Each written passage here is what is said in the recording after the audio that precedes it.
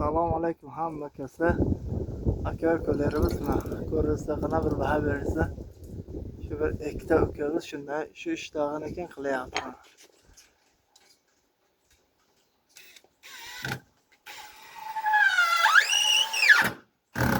Qanday ketyapti usta akalar? Bo'ladi. Yaxshimi, zo'rmi? Cho'tkami?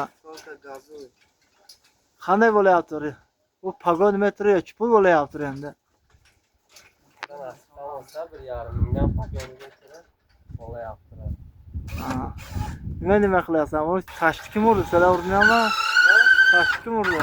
Tashni biz urdik. Xudodan chiqsam, qo'lni sharafi qarabasigacha qo'lni patkuch beramiz. Yaxshi-ku, zo'r-ku. Zo'r bo'pti-ku, chiroyli bo'pti. Ugullarni kim chiqardi?